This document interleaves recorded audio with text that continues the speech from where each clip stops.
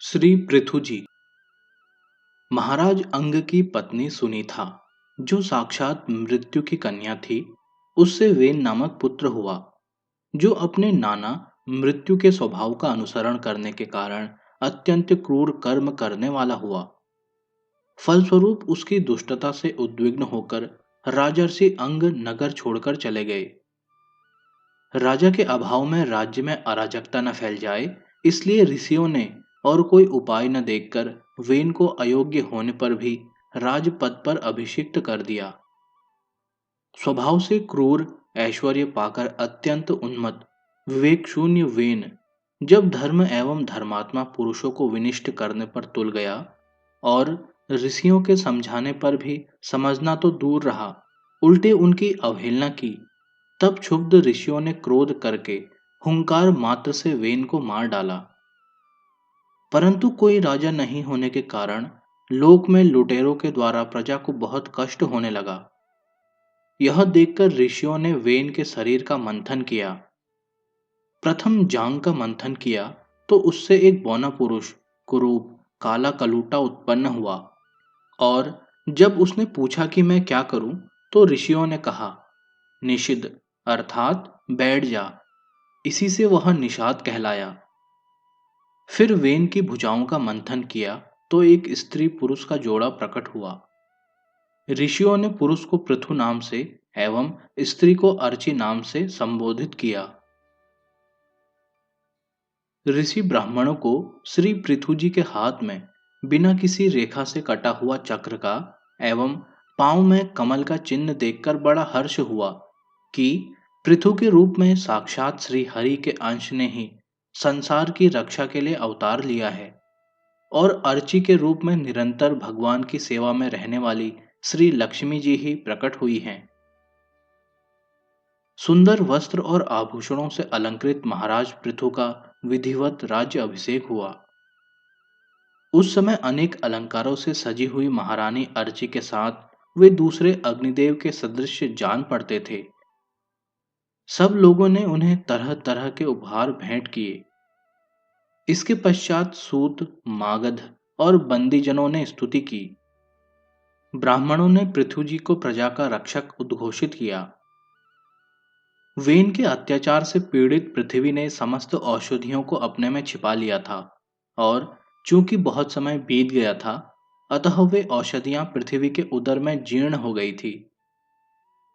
यही कारण है कि जब श्री पृथु जी का राज्य हुआ, तब भी पृथ्वी रसा होकर भी रसहीना ही बनी रही। फल स्वरूप भूख के कारण प्रजाजन के शरीर सूखकर कांटे हो गए थे। उन्होंने अपने स्वामी पृथु जी के पास आकर कहा। तब पृथु जी ने क्रोध में भरकर पृथ्वी को लक्ष्य कर बाण चढ़ाया। पृथ्वी प्रथम तो डरकर गौरूप धारण कर भागी, परंतु कहीं भी बचाव न देखकर श्री पृथु जी की शरण में आ गई। तब श्री पृथु जी ने पृथ्वी के संकेत से गौरूप धारणी पृथ्वी का दोहन किया, जिससे पुनः सभी अन्न और औषधियां प्रकट हो गई। प्रजा सुख और चैन से रहने लगी। परम धर्मात्मा श्री पृथु जी ने 100 अश्वमेध यज्ञ करने का संकल्प कर 99 यज्ञ पूर्ण होने पर जब 100वें अश्वमेध यज्ञ का प्रारंभ किया, तो इंद्र ने अपना सिंहासन छीने जाने के भय से बहुत विघ्न किया। तब इंद्र का वध करने के लिए उद्यत श्री पृथु जी को याजकों ने यज्ञ में क्रोध को अनुचित बताकर स्वयं मंत्र बल से बलपूर्वक इंद्र को अग्नि में हवन कर देने का निश्चय किया। तब लोक सृष्टा जगत पितामह ब्रह्मा जी ने ब्राह्मणों को समझाकर रोका। श्री पृथु जी का 100 यज्ञ करने का जो आग्रह था, उसे निवृत्त कर इंद्र से संधि करा दी। महाराज पृथु के 99 यज्ञों से ही यज्ञ भोक्ता यज्ञेश्वर भगवान विष्णु को भी बड़ा संतोष हुआ। वे देवराज इंद्र को साथ लेकर श्री पृथु जी के सामने प्रकट हुए। अपने ही कर्म से लज्जित इंद्र श्री पृथु जी के चरणों में गिरना ही चाहते थे कि श्री पृथु जी ने उन्हें हृदय से लगा लिया। भगवान का दर्शन कर श्री पृथु जी निहाल हो गए। आंखों में प्रेम अश्रु, शरीर में रोमांच, हृदय में उमड़ा हुआ अनंत आनंद सागर, यह थी उस समय श्री पृथु जी की अवस्था। उन्होंने हाथ जोड़कर भगवान की स्तुति की। भगवान ने श्री पृथु जी के गुणों की सराहना करते हुए वर मांगने को कहा। तब श्री पृथु जी बोले, मुझे तो उस मोक्ष पद की भी इच्छा नहीं है जिसमें महापुरुषों के हृदय से उनके मुख द्वारा निकला हुआ आपके चरण कमलों का मकरंद नहीं है, जहां आपकी कीर्ति कथा सुनने का सुख नहीं मिलता।